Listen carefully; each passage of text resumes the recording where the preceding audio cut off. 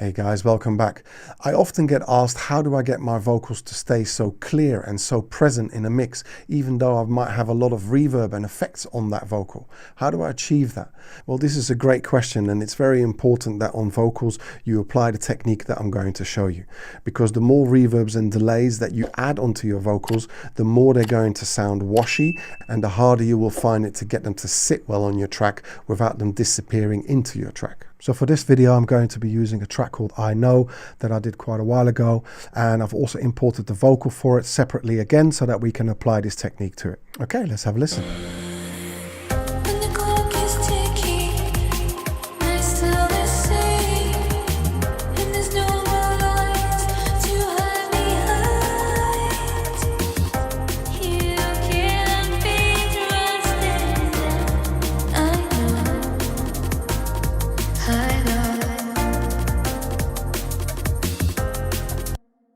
Okay, so we can clearly hear that those vocals are sounding really misty and muddy, and you can't hear the clarity of that vocal at all. And I've got a pretty good start on a vocal sound by using one of my channel strip settings from my channel strip pack, and it's a basic setting so we can readjust that. But vocally it sounds okay, it's just that reverb is making it really muddy. So let me play some of this without the actual reverb and you'll see what I mean.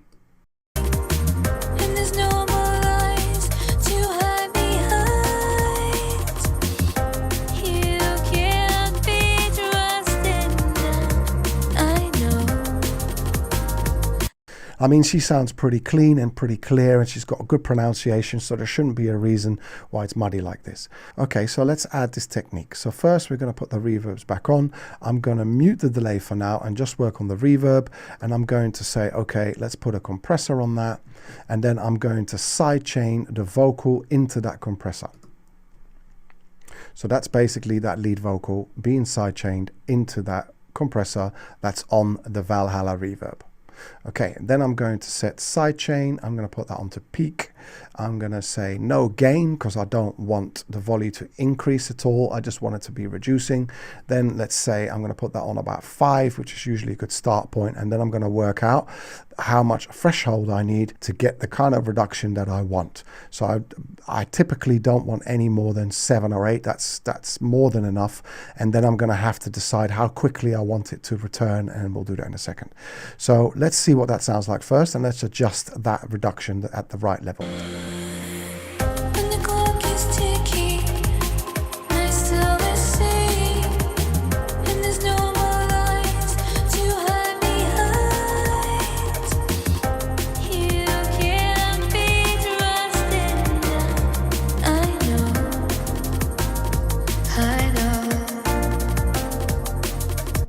So that already sounds 10 times better. I would say maybe make it slightly slower coming back, because you don't want it to kind of be too quick and that it sounds like it's coming back, or make it quicker and turn it down slightly. So that's what we'll look at in a minute as well. But let's have a listen to it, and what I'll do is I'll mute it, and then you can hear the difference between the two settings.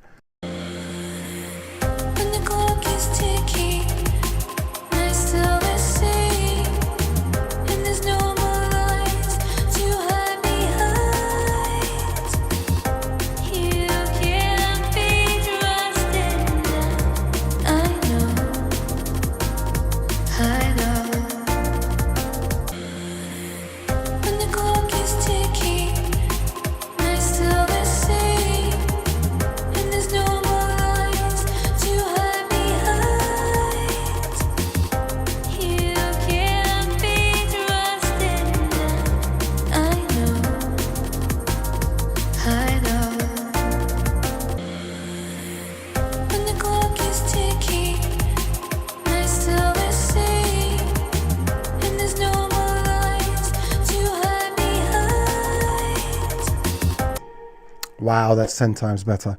So now you can hear that that vocal pops through, and then that reverb just tails in really nice. Okay, so I'm going to keep that for now. That's a good starting point. And then I'm going to copy that by holding down Option onto the delay as well, and unmute the delay and see what that sounds like.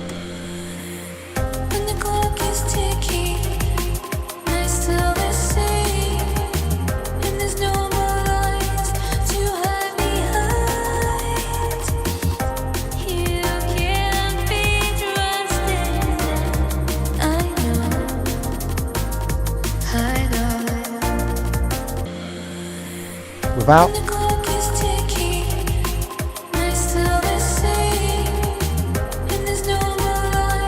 With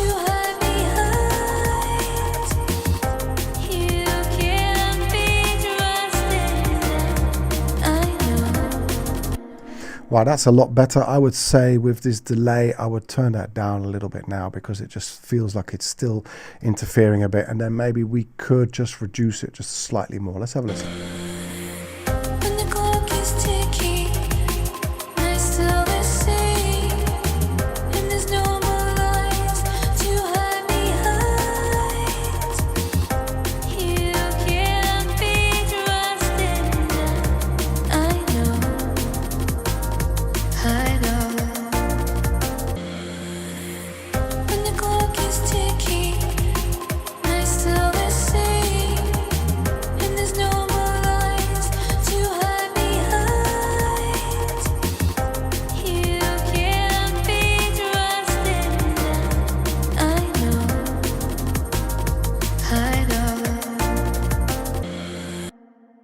That sounds 10 times better. Much, much, much better. You can obviously fine tune that and you can get the levels right, and obviously I can adjust it further, but that's the technique and that's how you use that.